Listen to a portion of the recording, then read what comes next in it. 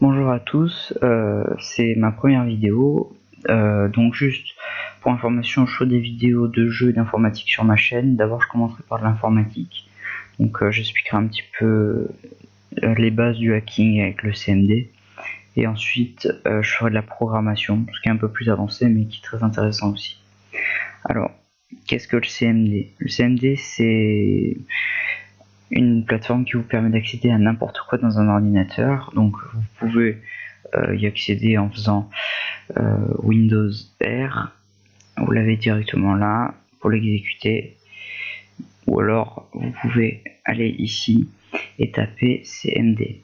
Donc là ça vous le propose. Moi ce que je fais c'est que je le lance en tant qu'administrateur pour bénéficier des droits administrateurs. Alors donc ça se présente sous cette forme là. Donc déjà si vous voulez rigoler un petit peu, vous pouvez faire cette commande. Alors mince, non. Alors vous pouvez mettre différentes lettres ou différents chiffres. Par exemple, moi le préféré c'est A, seulement en vert, ça c'est sympa. Après, il me semble que si on fait C, voilà. Donc vous faites par exemple couleur Z, et là vous avez accès à tous les différents couleurs. Donc vous pouvez choisir comme ça celles qui vous plaisent. Donc on appuie sur une touche pour continuer. Donc ensuite, par exemple, si vous voulez voir les dossiers à l'intérieur d'un ordinateur, vous pouvez faire tri, qui vous montre tout ce qu'il y a à l'intérieur d'un ordinateur. Donc là, il y en a beaucoup. Ce qui va, ce qui prend un peu de temps. Alors, bon, j'en rouvrirai un parce que là, il n'y a plus de place.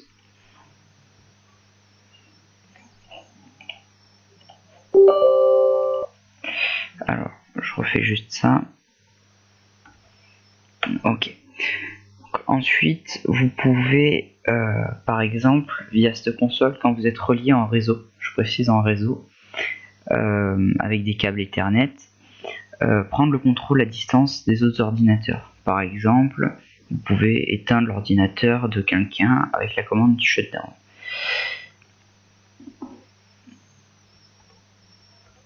Alors, si je vais faire peut-être N. Alors là, comme ça, vous avez tous les types de shutdown. Donc là, vous pouvez vous amuser en vraiment en essayer différents. Il y en a énormément. Alors là, celui qui va nous intéresser, par exemple, c'est le I, le A et le Y, mais je sais pas où il est. Alors, donc, si vous faites shutdown, il faut faire shutdown espace, alors soit un slash, moi je mets un tiré du 6, petit i, ça vous ouvre ça. Donc là, ajoutez. Donc ce que vous faites, c'est que vous mettez le nom des ordinateurs qu'il y a sur le réseau. Vous planifiez la tâche, vous pouvez mettre arrêter le système, arrêt non planifié, vous pouvez faire ce que vous voulez. Par exemple, arrêter le système, vous pouvez mettre, je crois, jusqu'à 999 secondes. Ah non, s'il me semble, c'est ça. Enfin bon. Donc vous pouvez mettre un temps et ensuite un commentaire. Vous pouvez faire ce que vous voulez. Mais bon. Alors ça c'est assez intéressant. Pour voir les différents utilisateurs qu'il y a pour les noms, vous faites net view. Alors une fois que vous faites net view, ça remet un petit peu.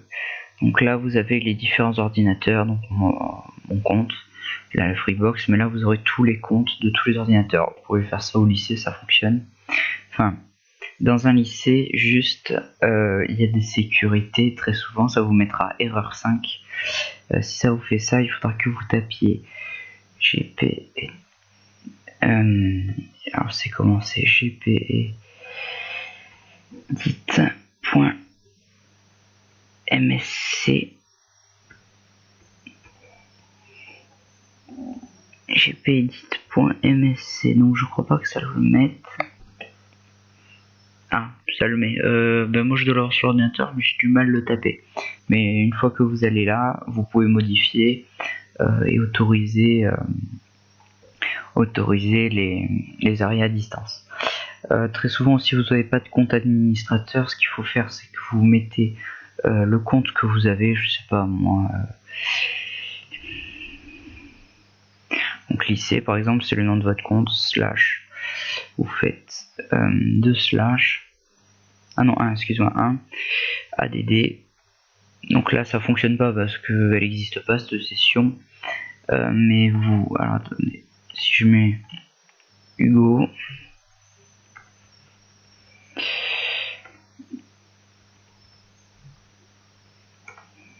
d'accord, non ça fonctionne pas, parce que c'est pas le nom de le bon nom de la session. C'est juste le nom du poste. Donc vous faites slash add, ça vous mettra en administrateur et vous aurez les droits d'administrateur. Alors ensuite, vous pouvez aussi vous renseigner si vous voulez l'IP d'un site. Ça c'est intéressant.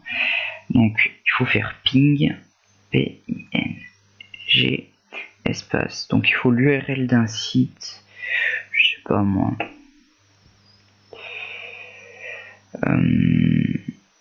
Alors un site. Avec google.fr. On va mettre mince. On va le faire. Mince. Ah.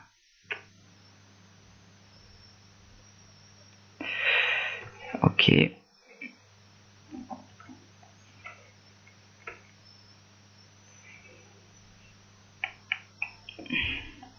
Délai de la demande dépassé.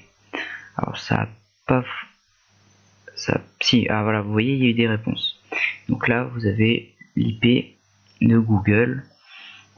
Ça peut être intéressant, mais ça c'est pour les bases du DDoS. En faisant un echo ping, je me rappelle plus exactement comment on le met, et l'IP d'un site, on peut faire une attaque DDoS. Enfin, il faudrait énormément d'ordinateurs parce que c'est un petit peu comme si vous voyez un McDo. Si vous leur demandez une frite par une frite, ils pourront répondre facilement. C'est ce qui se produit là. Donc il faudrait être avec une centaine d'ordinateurs qui demandent des centaines de frites pour faire planter le McDo. Après, vous pouvez utiliser des logiciels de DDoS comme Loic qui sont déjà faits et qui demandent, je sais pas moi, pour vous donner un exemple, 300 Big Mac par 300 Big Mac, ce qui fait très vite planter la cible.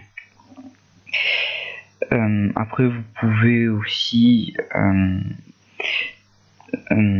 si vous voulez faire, alors si quelqu'un est en train de vous faire un shutdown, que vous voyez un petit message qui apparaît vu que vous allez être déconnecté, il faut taper, alors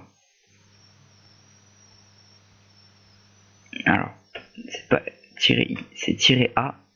Donc le système descend pas en cours d'arrêt, il est impossible d'arrêter le système, c'est normal, j'avais pas d'arrêt programmé. Mais si vous en avez un que vous faites ça, ça empêchera l'autre d'éteindre votre ordinateur à distance. Vous verrez plus tard une protection que j'ai créée avec un petit programme qui répète cette commande en boucle pour la protection. Alors après, vous pouvez aussi marquer ça. Ça pourra servir pour les commandes plus tard, pour faire des boîtes de dialogue ou autre. Je sais pas moi, si vous marquez ça, ça va marquer A+. Après, vous pouvez faire pause. Bon, ça sert pas à grand chose. Et après, exit. Juste avant, il y a aussi un autre shutdown, je vous avais dit, -y. Celui-ci permet de verrouiller la session. C'est assez pratique. Vous pouvez créer un petit programme en .bat, que je montrerai comment faire ça dans la prochaine vidéo. Vous avez juste à double-cliquer dessus et ça ferme votre session. C'est assez pratique. Et pour quitter le CMD, vous pouvez faire exit et ça quitte. Donc merci de m'avoir écouté pour cette première vidéo.